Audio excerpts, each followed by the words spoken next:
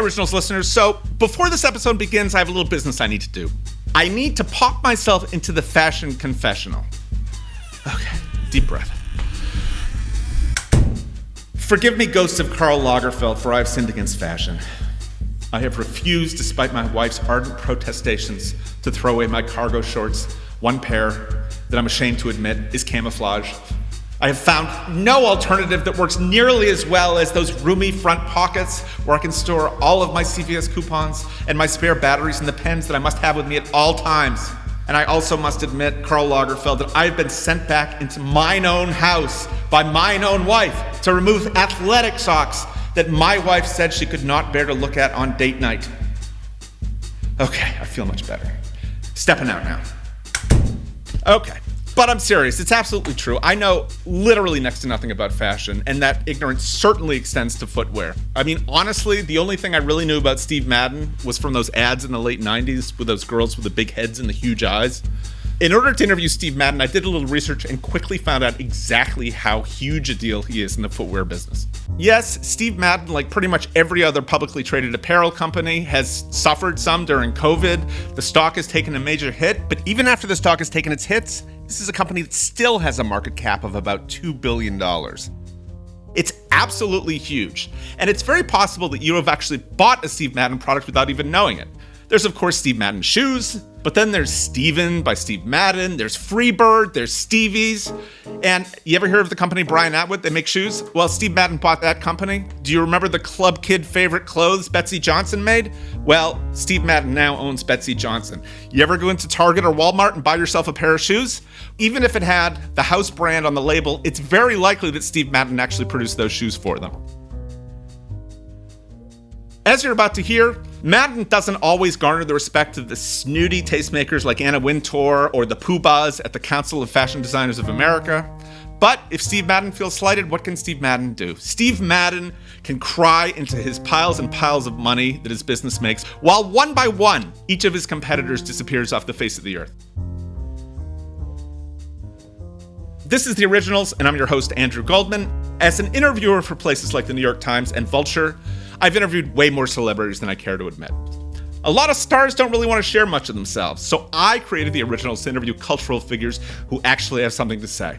Some of them have great dish, others have a few axes to grind, and now, with Steve Madden, we have a guest who did some real time in federal prison only to stage an extraordinary comeback. A man who, as portrayed in Martin Scorsese's The Wolf of Wall Street, gets pelted with his own women's shoes while trying to motivate a rabid army of stockbrokers. Hello, for those of you who don't know me, my name's Steve Madden. Yeah, we know who you are. Your name is on the box. Show him the shoe. Okay, yeah. Anyway, this shoe, this is pretty cool. This is the Mary Lou, which is really the shoe that put me on the map. Without it, I wouldn't be here. It's a fat girl shoe. Believe it or not, though, the Mary Lou is actually the same as the Mary Jane, but it's black leather.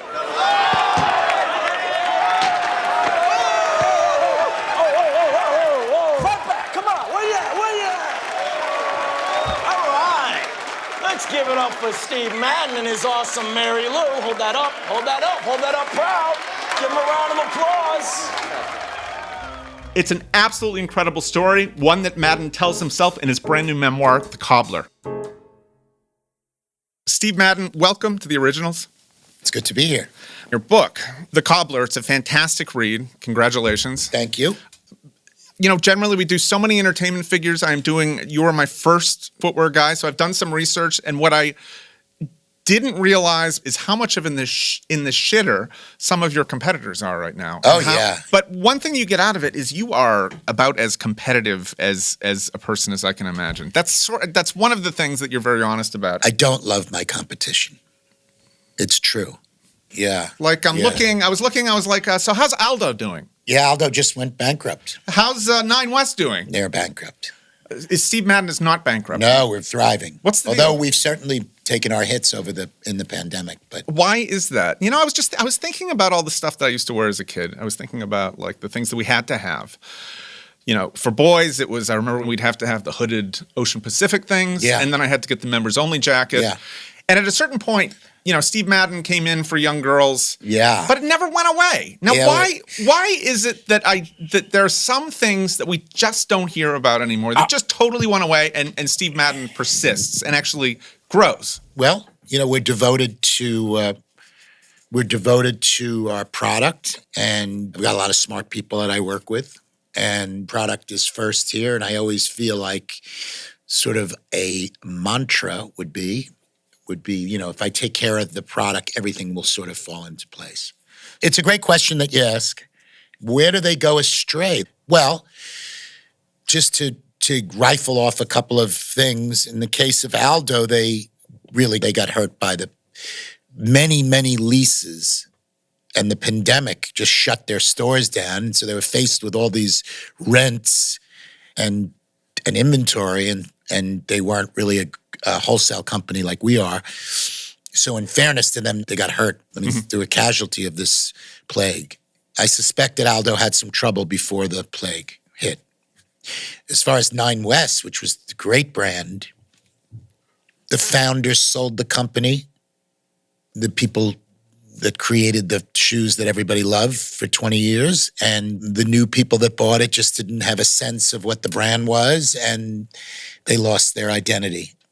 I would say that there's an essence in every company, and if they don't take care of that when they buy it, and they extinguish that, then they're going to have trouble. Yeah. So it's the smart money guys that can figure out how to keep the essence, how to grow it. Yeah. And I would say that's it. Although I have to say, now with the plague, this is a different ballgame.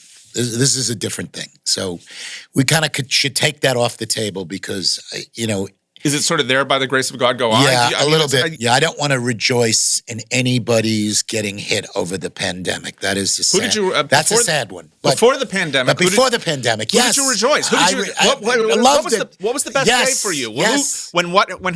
You at some point, I think you had said at one point that Kenneth Cole was figured large in your imagination as a brand. Well, Kenneth Cole was a hero of mine. And he's not out of business. He just shrunk. His apparel, he doesn't do apparel anymore, which you're getting into, correct? We're getting into apparel. He's smaller than he was, but he certainly was the first big sort of, singer-songwriter. I mean, pardon the expression. Yeah. Were you able to see like a moment when Steve Madden became bigger than Kenneth Cole? Yes. What was it? Yeah, I mean, it was somewhere pretty straight up when I got back from prison. I think he was very, very focused on baby boomers.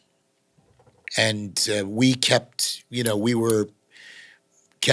making shoes for first Gen Xers and then millennials. And we're always, I'm always making what's going on now and trendy. And I don't think he kind of moved his demo.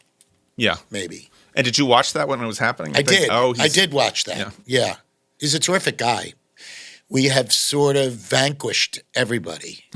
Pretty much. Well, so now our competition is Zara, who I'm not going to vanquish, and Nike and Adidas. You're not going to? Why not? Because they're just so massive. So we're in a different arena now. But the up-and-coming shoe company, there's nobody that's on my radar, really.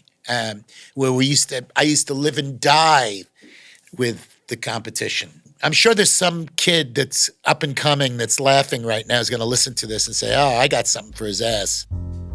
I bet if you went back 4 decades and polled Steve's graduating class at Lawrence High School in Cedarhurst, Long Island, it's a fairly good bet that not one of his classmates would have predicted that Steve would eventually be the hard-charging, phone and shoe-throwing CEO of a successful public company. Madden was an absolutely terrible student. He had ADHD, which of course nobody understood back then. So what did he do? He cut a lot of classes, he smoked a ton of weed, and he played a lot of golf. Basically, Steve Madden was on track to become Bill Murray in Caddyshack. One thing I got from the cobbler, one question I wanted to ask was, we hear a lot about your temper, which I've yet to see. It's been like 15 minutes and you've yet to actually throw anything. I don't do that anymore. Come on, really? I wanted to ask you, when is the last, because you talk about... What's the last shoe that I've thrown? What's the last shoe tell me the last shoe you threw. Well, my son makes me crazy, so I'm not proud of that behavior. there was a time where I was proud of losing my temper. You know, like Harvey Weinstein is famous for his temper, and all the moguls, you know. It's not a behavior that I'm proud of. It's just a So, are loss we of talking- control. It usually has to do with fear. Yeah. When I'm in fear, it's something, you know, you explode. So what happened? Why? How did you get control of your anger? When did this happen? When did you stop beating your When wife? did I When did you stop stop throwing your shoes? You know, it's been a while. It really has. Yeah. It has been a while. But usually it has to do with fear. When I'm afraid or something, you know. I think that you've written that you've been in therapy. I don't know if you have a very particularly great therapist. Oh, I have a wonderful therapist, but I haven't seen her in the plague. You And I can't do the phone. You can't do thing. the phone I thing? can't do phones. know what I've been doing? It's great. It makes me feel like I'm in like Goodfellas or something. My therapist, we go to an empty parking lot, and she goes in one way, and I do. You know, You got to be kidding me. And That's back, brilliant. I back in. I love and that. we've got one car in between. That us. is the smartest thing And then I've ever heard. you know, Well, I think we that- talk for 45 minutes, and then I give her a gram of Coke, and then I'm out of there. There you go. Yeah. I love it. So my therapist never helped me with my temper. You know, I got it from my dad. You know, all my brothers, we all have it. And it's sort of like the way to channel dad. Sort of like, you know, I suppose we feel close to him when we lose our temper. Is it? But I okay, don't So you grew up in anymore. the five But I towns. don't. Now, is it fair to call him a Garmento? Is that fair? No, my dad wasn't. He was in the textile business. Okay, so he was selling. Fabrics. Yeah. And he sold fabrics he originally sold fabrics to dress manufacturers, and then he sold fabric to fabric stores, which was particularly big in the 60s and 70s. Particularly the 70s, it got to be a thing. There were these, you know, fabric stores that sold to people that made their own dresses. And Oh yeah. Yeah. That was a big thing with the patterns. It and all was that. Yeah. big. Yeah, Betsy Butterick patterns, I remember. But he was volcanic, and he was a drinker. He was right? volcanic, and he was a drinker, and he was volcanic. But he did like his whiskey. And was he unpredictably? I mean, was he violent? No, Or- he wasn't violent. He just had a terrible, loud scream. And You are the third of three. Yeah. And you have two older brothers, Yes. considerably older. You were the baby. yes, sir. But you say your mother liked you the least. Oh, my mother couldn't stand me. I mean, when? When do you think she figured this out? Well, she liked me when I got very successful, and I bought her a Mercedes and a condo. You know, they were older, my parents, and I was a pain in the ass. And I think that they just didn't have the patience, my mother in particular. I think she was sort of done. You know what? Maybe I wasn't likable. She loved me, but she didn't like me. Do you think, I mean, do you have memories as a child when it was obvious that your mother wasn't? Crazy about me. Yeah. Yeah. I don't know. I mean, it just, you know, you have memories. But we were good. You know, she lived to a ripe old age. She died 7 years ago, and she was 91 or 2 or something. And we were very close in the last 20 years of her life. Did you get to torture her about this, saying, "Mom"? I did. No, What did you? No, because you would. You know, you She have every just- right. it You wasn't- if you buy somebody a Mercedes, don't you have the right to say, "Mom, you know, you never loved me like you loved my brothers, but I'm still giving you this condo and this Mercedes"? You know, we didn't talk about it. She just was the way she was, and there's nothing you can do. Did she admit I know it? what I know. Did she admit it? She did. I'll tell you what she did through her haze of Alzheimer's. She tried to tell me that she was wrong about me. I was wrong about you. Now I grew up and I became successful and I helped people out and whatever, you know, in the family. And so that was her way of thanking me. Yeah. Perhaps. So the Lucy Van Pelt, like, psychologist is in me would say, "Oh, your success is attributable to the fact that your mother never loved." Do you feel like we can say Well, that, that you worked so hard to earn the love of your mother, to get the things, the trappings? Absolutely. We're all doing that still. I mean, they do say that entrepreneurs have a thing about their dads. You know, they want their dads to love them. And Did you feel that too? Sure, yes. But my dad was a little bit more nurturing than my mom. Yeah. Even though he was a lunatic, but he was. And there seems to be a sort of a running theme in your life of fear of going totally broke. And now, where did this come from? So my dad was 16 years old in the Depression. And my mother was a baby. And My mother was born to a wealthy family, and they got wiped out. Like, she was 6 years old, and they get wiped out. Yeah. So they go back from living in a house into an apartment with, like, cousins. I mean, it was a crazy time. This is like during, like, 1929? 1931, Yeah. 1932. So, you know, my father's like a teenager in the Depression, and my mother was this little rich kid who lost everything and went back to, you know, my dad would read bankruptcy notices to me, and he was very conservative and you know, was raised by this, like, at any moment you could be struck poor. Anything could happen. He would just hit me with this stuff, and so that it had its effect on me. Yeah. I do have to say, after reading your memoir and after watching The Wolf of Wall Street and reading that book, I feel like I have been deprived a little bit by never having been able to try a Quaalude. Okay, well, you have. But I would say that... Tell me the first time you had Quaalude. Let me just say that my problem is me, not the drugs. So it's important to note there are people that can do, you know, they can have a martini and have a glass of wine and do a Quaalude and have some fun with drugs and then just go on about their life. There are people like that. I was not one of them. So I would say that, you know, if you have an addictive personality, if you have substance abuse, then you can't. Then you're I can't fortunate. do Quaaludes because they don't exist anymore. They don't exist. You and your generation gobbled every We goddamn Quaalude It up. was the most amazing drug. Tell me about the first time you had a Quaalude and how did you feel? You know, it was just all of a sudden you think you're in a discotheque and you think you're the best dancer in the discotheque. I've heard disco biscuits. I've heard that your legs get kind of loose. You know, it's just all your inhibitions go away, and it's And the sex? How's the sex? Euphoria. Well, I would pass out before the sex. Plus, I never got laid, so it didn't matter. You never got laid? No, I mean those days. Yeah. You know, but I'm just saying. But it was fun. But you know, like I said, I couldn't. It was too dangerous for me. So you got into them, was it only at the University of Florida or was this in high University school? of Miami. University of Miami, I'm sorry. Yeah, in University of Miami, yes. That's right. That's when I started. And did it immediately become a problem? Yep, pretty much. Now, I mean, what you learned from your book is that it seems like you passed out in a variety of places. Many places. Now, what is that? How does that? I passed out in many places. Is that like in the finest places? Is that sort of the desired effect when you're doing? No, does that no, mean you've no. just like over? One has to stop going out when one reaches that point. Yeah. Yeah. So I've taken one too many ludes and then I fall asleep. Yes. And you passed out at work, right? I don't remember doing that. I think it's in perhaps Macy's. I did. It's in the You book. know, I did have an incident in Macy's, and I did pass out at work. So if I see somebody passed out on Quaaludes, were they having the time of their lives? They're probably very sad. Yeah. Yeah. And were you a sad guy? I think it's a depressing way to live. Yeah. It is a depressing. I don't think it is. Yeah.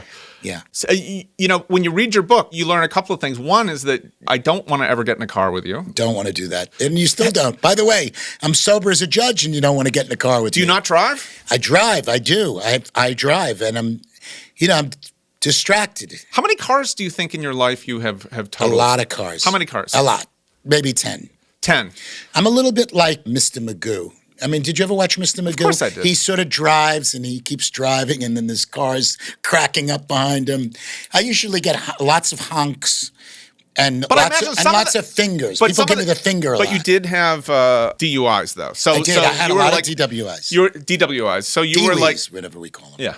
You were like Mr. Magoo, but after Yes, but now I'm like Mr. Magoo. Now you are. Now I'm truly Mr. Magoo. I don't. I'm sober, but I'm not a great driver. So you went off to the University of Miami and you did not graduate because you were having too much fun, right? Yeah. My father, I remember, I was unable to, I wasn't able to really function properly, go to school and stuff. I was on my own and I was getting high and sleeping late and going out at all hours. And so my father took me, he said, I'm not paying for you to go to school. There was one thing there was a big question that I had when I was watching Mad Men, the documentary, which I was very saddened to hear that your brother died because I thought that. Oh God, yes. Your brother John was in the documentary. I don't know when did that. What was that footage from? Yeah, my brother was a tremendous character. You would have absolutely loved him, and he had this COPD, which you hear about. Was he a smoker? He was a smoker. Yeah. And he smoked a lot. I miss him. I think about my brother. Well, I was sorry to see. I think about my brother every single day. You seem very different to me. But he did one thing that I had one big question came to me while I was watching that movie because they said, oh, you started socializing with your brother when he was at the University of Miami. He said, yeah, we'd go out partying. He said, I was married and we'd go out partying and, we had a good time. And the interviewer said, well, what do you mean by a good time? And he said, a lot of girls, even though I was married. And they said, what do you mean a lot of girls? And he said, oh, you've seen porn, like I don't even know DPs. He said DPs. I don't even know what DPs are. Oh, of course you know what a DP is. No, I don't. I still don't know. What is it? You want to explain what a DP is? I don't want to know. You don't? Oh. I don't want to know because I know it. But the truth is that he was 30 and I was 18 and 19 years old.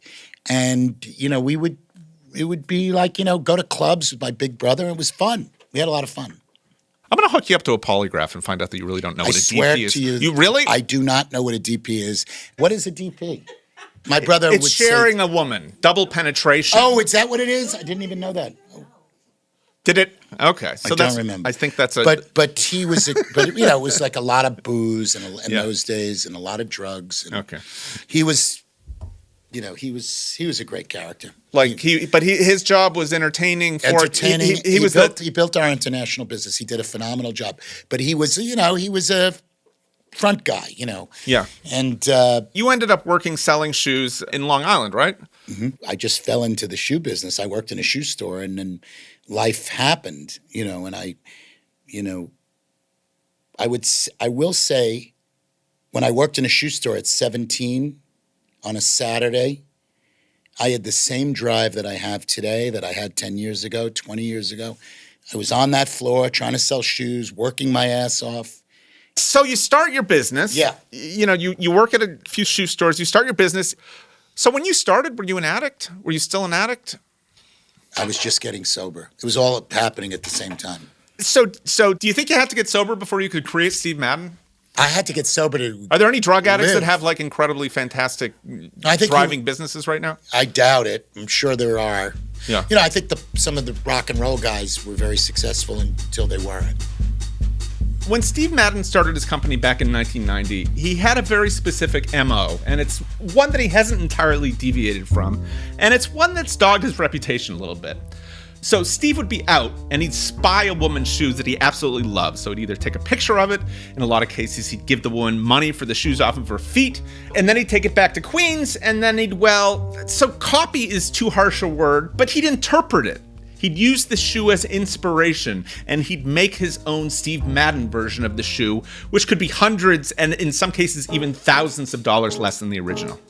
Obviously, this wouldn't sit particularly well with the original shoe designers, and the Steve Madden Company has been the subject of many design patent infringement lawsuits. I don't know about you, but for me, the Trump years with the kids in the cages and the coddling of the Nazi, I have to say, my ability to be outraged by much has been severely dulled.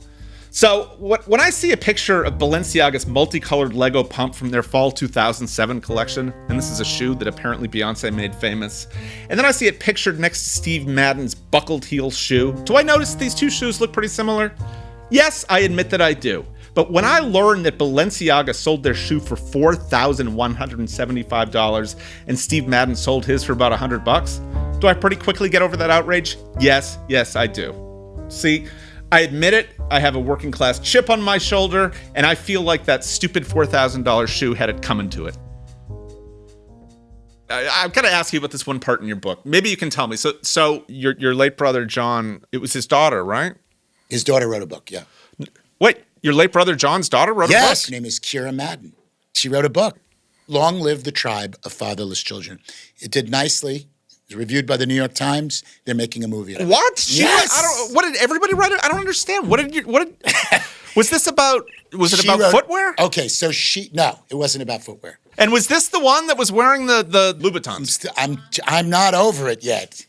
But Kira, I'm still not over it. Kira made a big appearance. It did like a show-stopping appearance in your book. Tell me about what happened. I'm not over it. Tell me. I made this shoe. It was a derivative of the Louboutin shoe.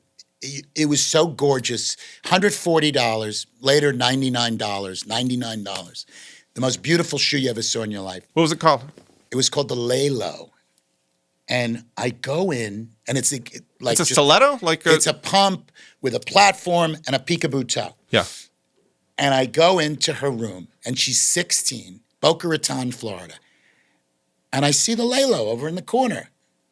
And I go and look at it and say, oh, that's nice. I don't know if I made that color. And I pick up the shoe, and it's Christian Louboutin, $800. And I went fucking crazy. How old was she at this point? She's 16. 16 years old.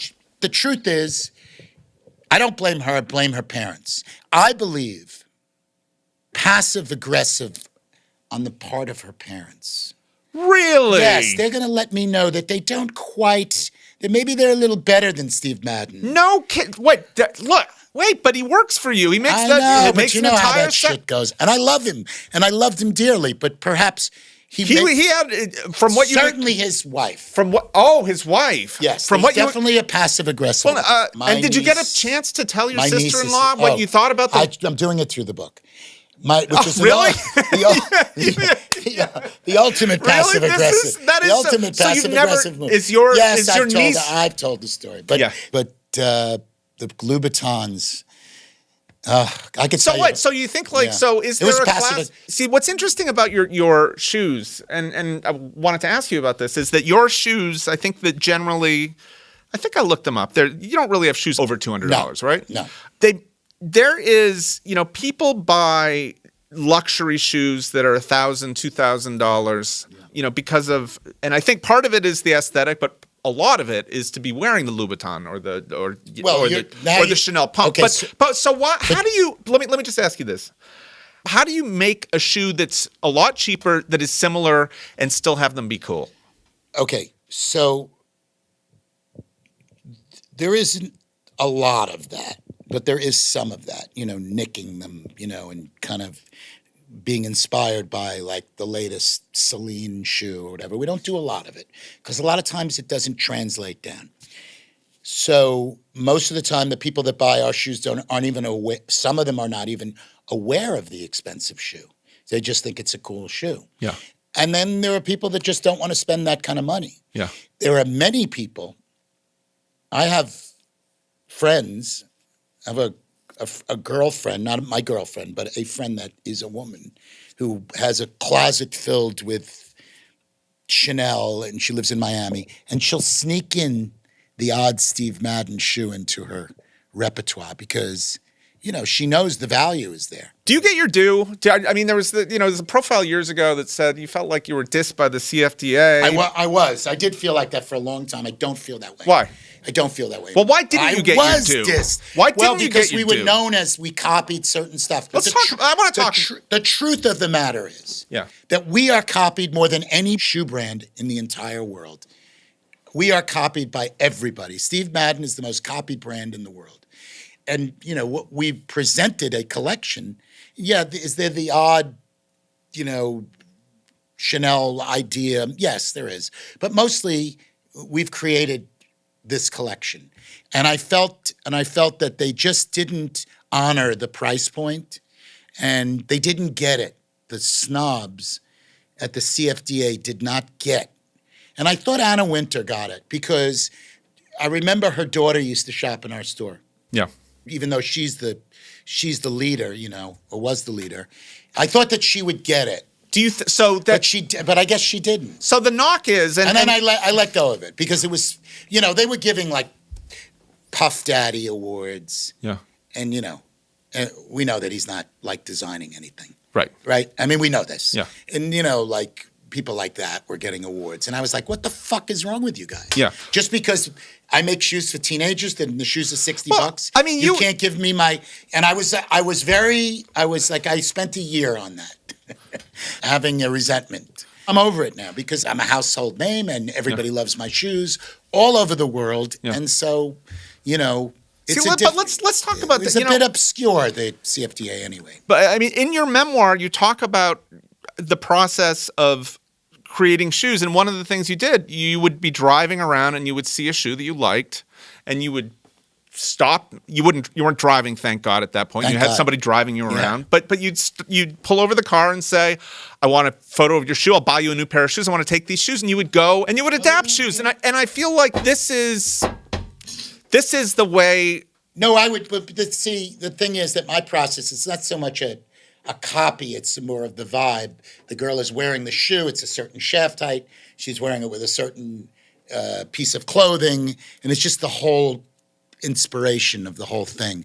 You know, seeing it worn, seeing what she was wearing it with, you know, and it was very important to me. But I thought, I've talked to friends who are in the fashion industry, and they're like, this is not something to be ashamed of. I'm not ashamed of anything. This is something that happens. Yeah, it you happens. see an expensive product and you Yeah. bring it down. Is that what they call like fast fashion, right? Yeah, yeah. But is there? I mean, You know, but you see, it's a different customer.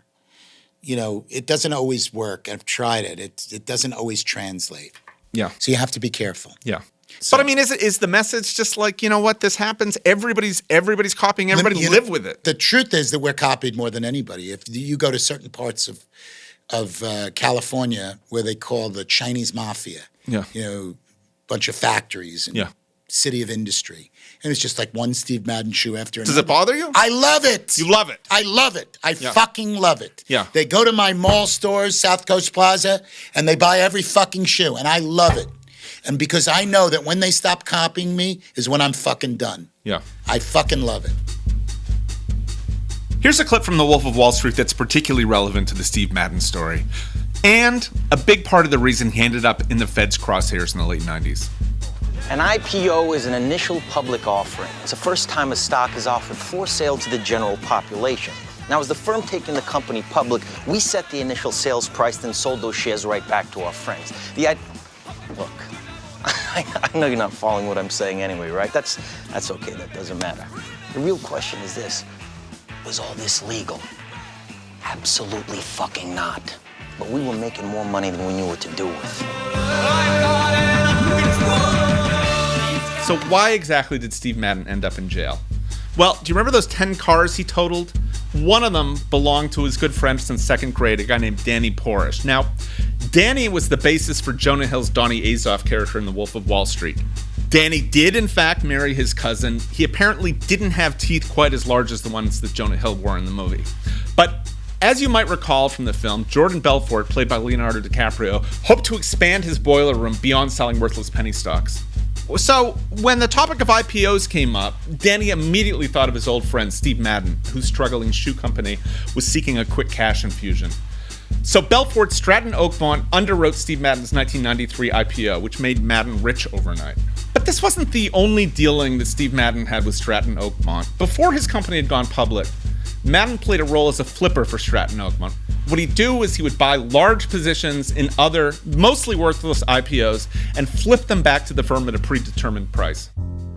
Madden was also one of Belfort's designated rat holes. So, because he wasn't allowed to, under SEC rules, to hold large portions of the companies he was taking public, Jordan Belfort would put his stock in other people's names. Rat holes, he called them. So on paper, Madden appeared to own a large part of his company, but in actuality, Belfort owned 85% and Steve Madden only 15%. A few years later, Belfort came to Madden and asked for his stock back. Madden refused. I mean, he's thinking, what's a guy like Belfort with all of his shady financial dealings going to do? Sue me and open up his books to scrutiny? It might have been the cocaine talking, but Jordan Belfort did just that. He sued Madden in 1997. Madden settled for about $4 million, but this was the beginning of the end for all three of them.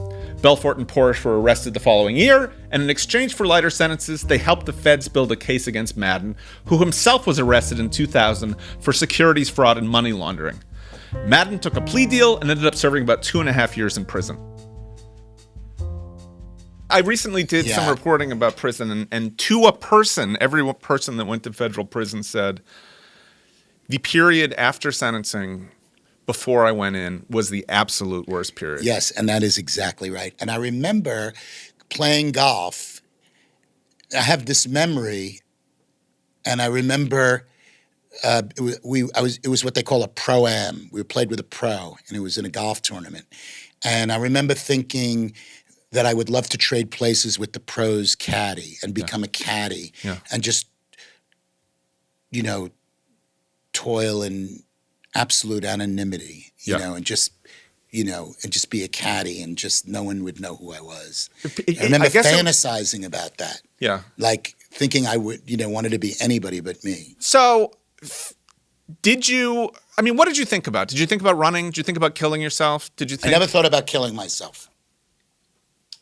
I used to fantasize when I was in prison that a hurricane would come and blow the fences down and I would wander off. Yeah. When I was watching Wolf of Wall Street, I thought to myself, you could not come up with a better ad than Leonardo DiCaprio and Jonah Hill. They were great. We used saying while very high on ludes, Steve. What is it? Steve Madden. Steve. I would love to hear you do one, Steve. I would totally love Steve Madden.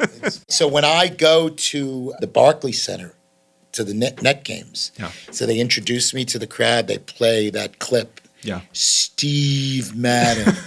It's fucking great. The audience goes crazy. The crowd goes wild. It's great. What is sort of a shame, but I'm just saying it's not. And I say that ironically, is that at the time that you were actually working with Jordan Belfort, you were sober, right? I know. Isn't that something? I mean, this is a horrible thing to say, but do you just think to yourself, God, I wish I could have at least sort of. You say you were on the planes with all the prostitutes, but you didn't partake of the prostitutes and drugs? I was sober, but the money becomes another kind of addiction, not the same thing, not a form of, workaholism and money become a different thing. Yeah. And it's not the same thing. No one ever got pulled over for driving under the influence of money. You have a shit ton of money. Do you still crave it? Is it still like a drug to you? It's just, I have a lot of kids and I have an ex-wife, so I have less money. It is like a drug. And what can I say? I mean, we could talk about workaholism. I think I would like for you to tell me how you got in trouble. There are two terms that I would like you to explain to me because they're kind of complicated and I don't personally understand, but they come up a lot. And these were the two things that I think became problematic for you. And the terms are, you say you were a flipper and the term rat hole. Can you tell me what those two terms mean and how those two things got you? That's what I described, that they sold stock to me and I sold it back. That's what they call it. How did that work, the flipping? We're going to sell you the stock at 4 and we're going to buy it back from you at 8. So so this was one of the things that got you in trouble with Stratton Oakmont. Yeah. That they had a number of that it wasn't. There were probably 40 guys like me. So you buy it at I have to bear down because I just don't really understand it. So you buy it at the IPO price. Let's say it's $4. No. Okay, I'm going to explain it to you. Okay. Because I don't think it's that interesting. But okay, I'm going to tell you. Okay. So they have a stock that they're selling, and they have people that they sell it to, and then they prearrange with you to buy it back at a certain price. Okay. So you make a little money, then they get it back, and then they resell it. It's just part of the Ponzi scheme. Okay. The greater fool.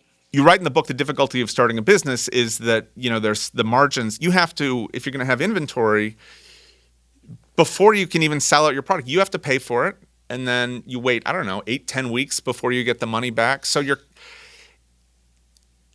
so you did it so that you could have some cash to keep things going, correct? Well, yeah. Well, my whole life was my business. So. Yeah. Do you think when you think certainly back on wasn't my clothes. Well, no. When you think back on it, do you think that had you not had that influx of cash from them, you would have been able to do what you did? I mean, was this sort of a necessary part of building the business? Maybe I would have gotten the money somewhere else. Well, would we be here if it wasn't for Stratton Oakmont? They originally took me public. Yeah. I don't know. People did. I mean, they, as you described them in the book, they dealt with a lot of worthless piece of shit stocks. Your stock actually did incredibly well. I think I'm the only one. The only one. I'm not kidding. I think that they did 40 deals and 39 were busts. Was there a point? I just can't imagine carrying this around. There was a point, I think, when you knew things were sort of going south with the Stratton Oakmont people. And did you feel like, were you looking around corners for years? Yeah, it was, yeah, yes. I pretty much knew how it was going to end up. I pretty much knew. Probably, 4 or 5 years before it went down. Yeah. 4 years. Yeah. Yeah, I pretty much knew. One And thing, it did, and it pretty much went exactly how I thought it would go. Like which almost, was what? I get a couple of years in prison. The people would turn on me, and Did you predict that everybody would pretty would much flip? That, yeah, that Danny yeah, pretty much. Danny They were and faced Jordan- with a lot of time, and they gave up other people, and and you didn't give up anybody. no, but I was at the end of the line. That was I mean, the was last there man standing? were there opportunities? I mean, Yes, were there there were people you could have taken yes, down? there were Did they opportunities. want you to wear a wire at Yeah, any they point? did. Yes, they did. Who was left? I don't know, but I wasn't going to do it. Yeah. And I did it. I did the time, and I was guilty, and Yeah, I got it behind me. yeah, And there was no point in yeah. doing more with this thing. I wanted it to be over with.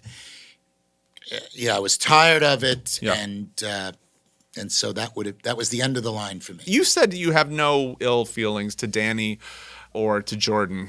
Do you? I mean, when's the last time you saw them? Was it before all this stuff went down? I don't have any ill will. Yeah. I mean, Would you ever want to break bread with these people?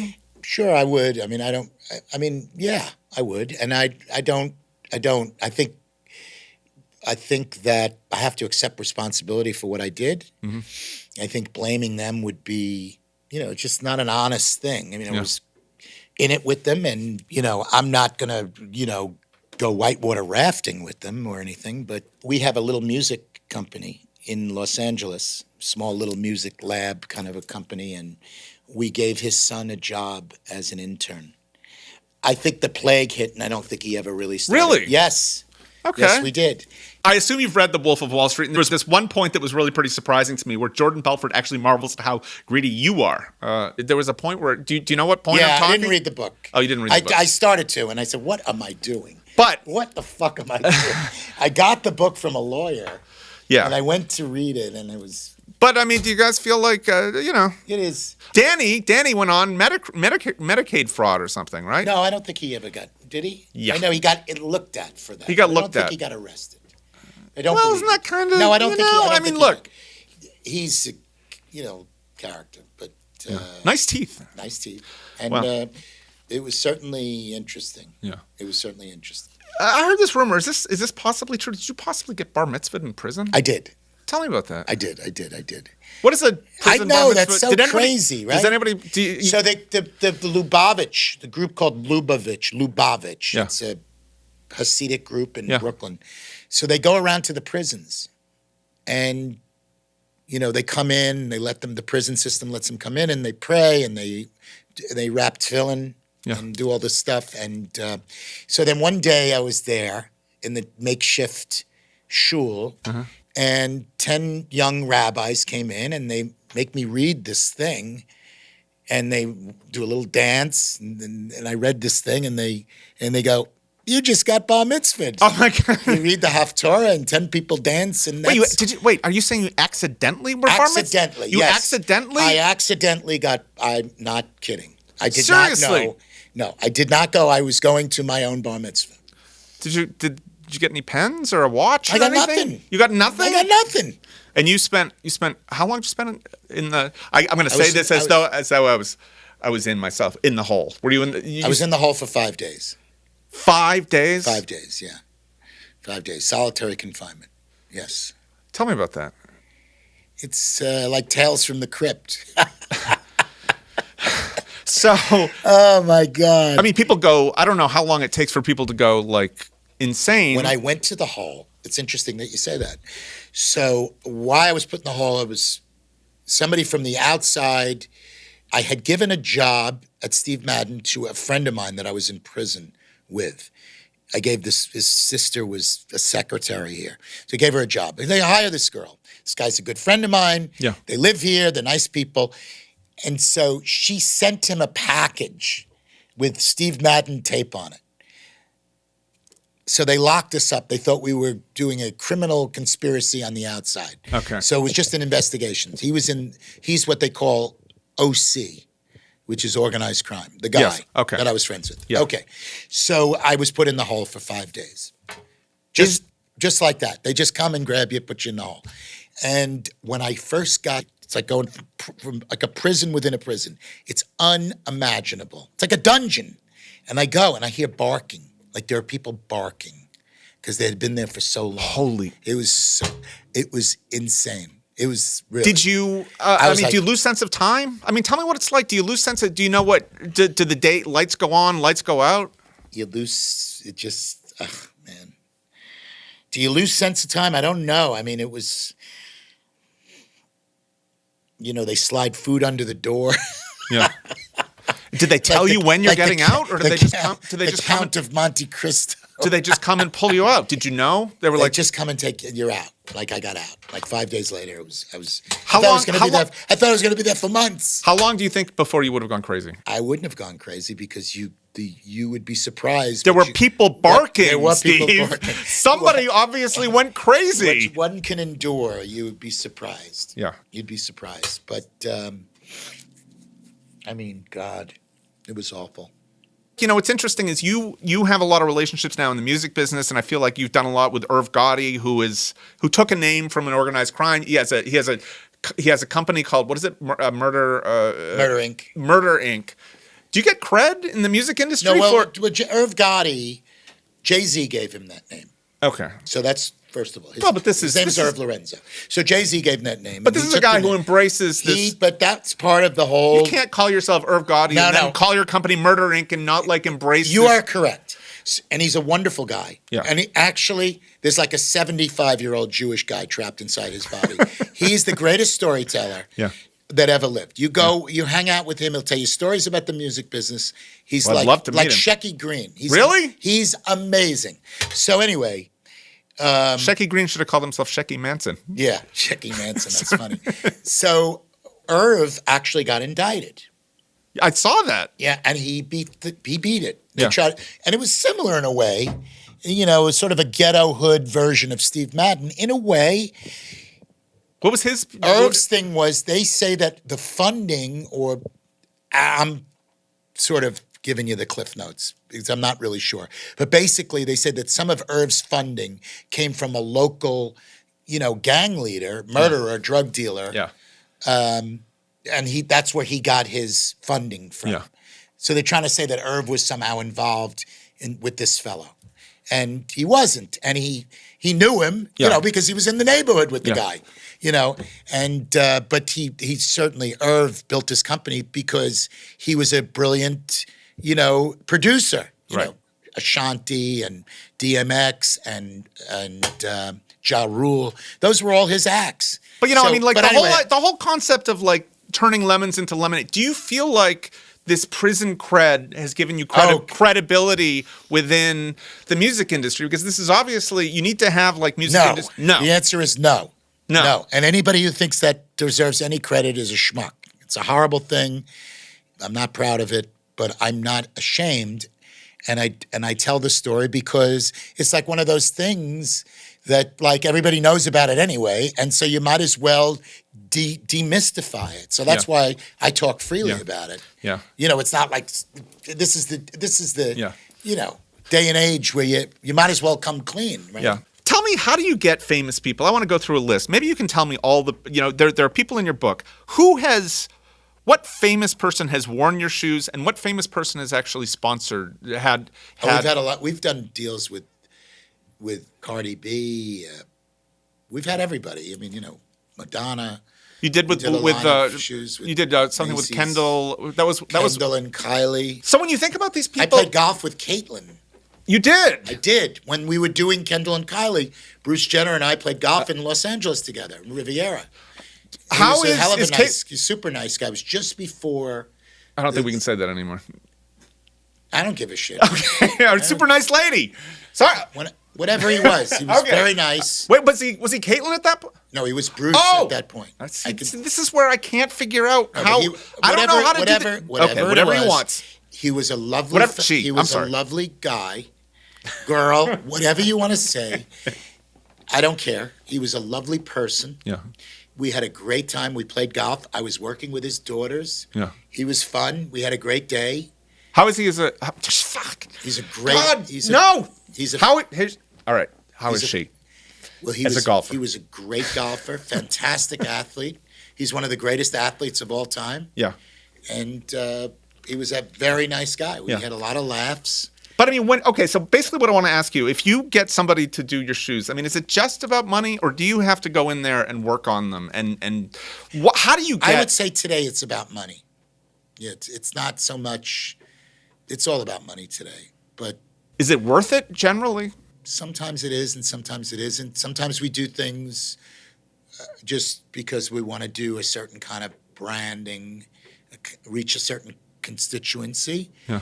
And Are there any partnerships that you did that you regret or that didn't work out quite the way you'd hoped? Yeah, there was one that I hated. What? What was the name of the girl? Iggy Azalea. What happened? Oh, yeah, there was something I read about She was an that. Australian hip-hop girl, very talented. Uh-huh. I mean, she's from Australia and she does hip-hop and all this. She was a dreadful person.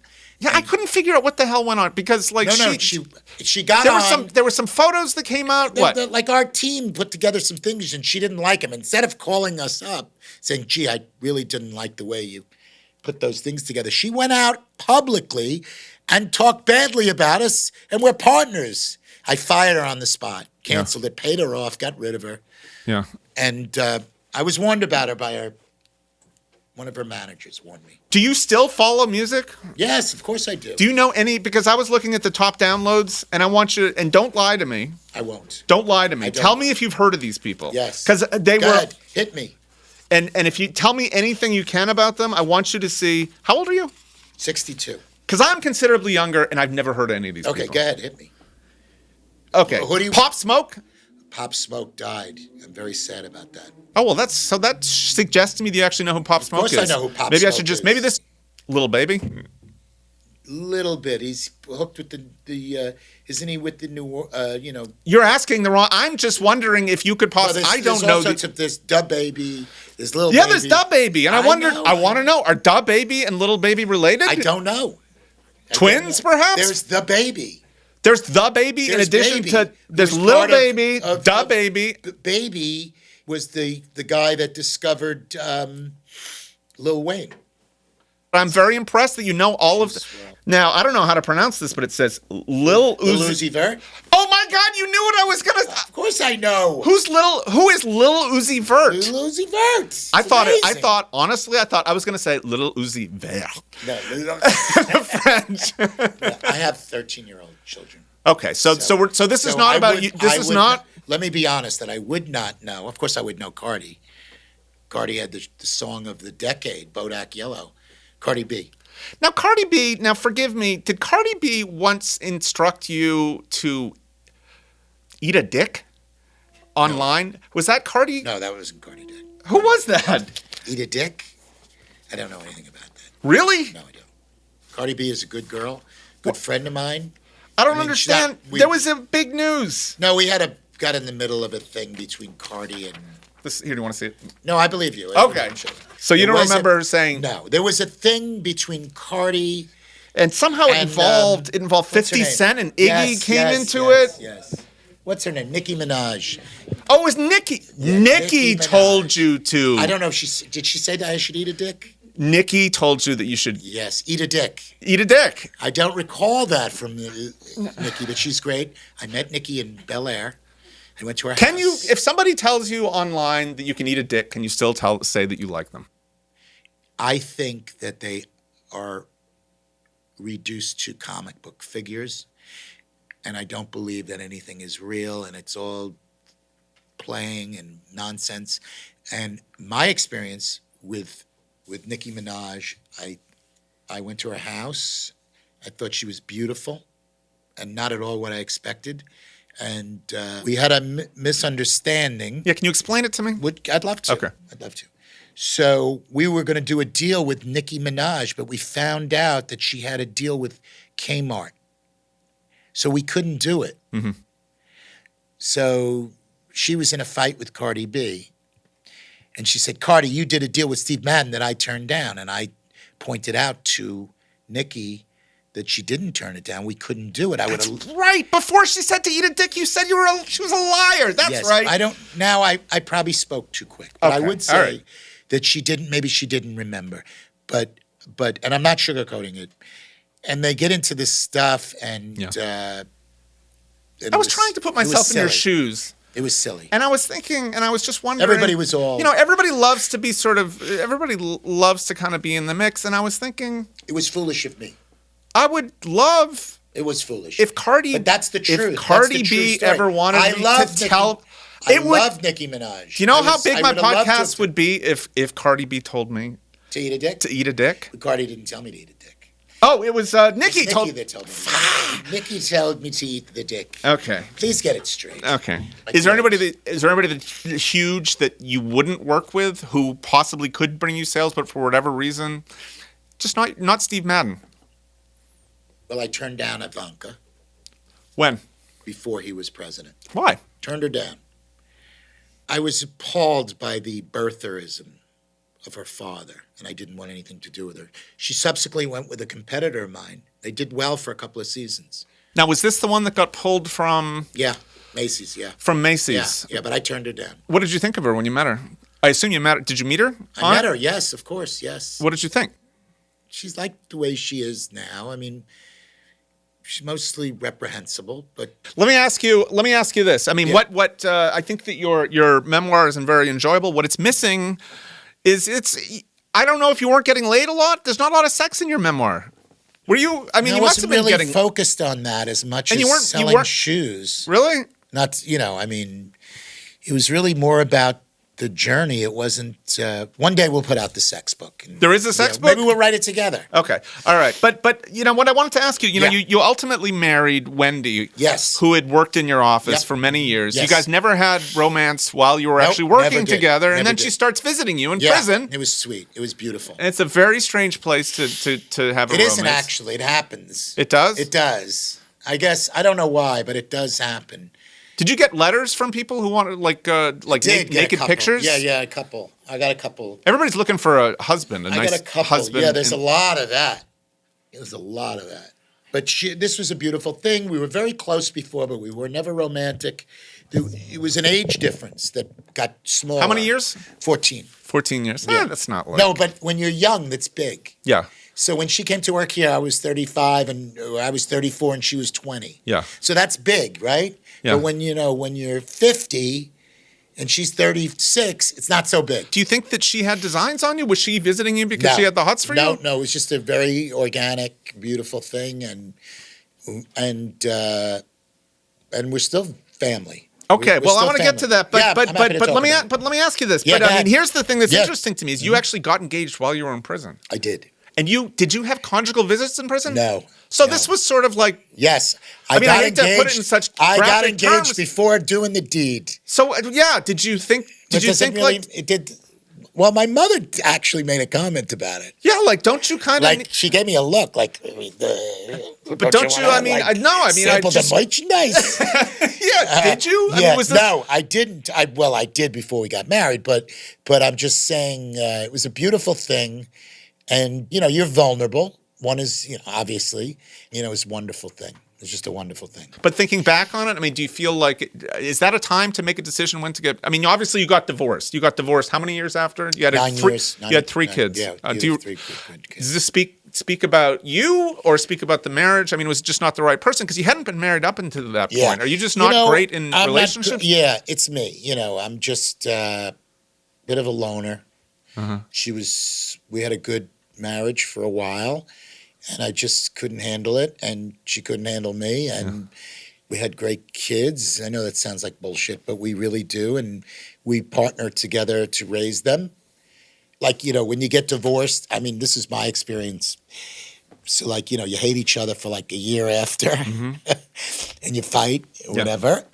And then at some point you realize you have 3 kids and you're either it's kind of like a business. Yeah. You're a partnership over these 3 kids incorporated. Yeah. Do you ever think, I mean, because you were a man of, I don't know what the numbers. I had the kids when I was 49. No. But they put like net worth numbers on you. I mean, I don't know if they're low, if they're high, but we're talking hundreds of millions, if not more. Yeah. Well, a little less after the plague.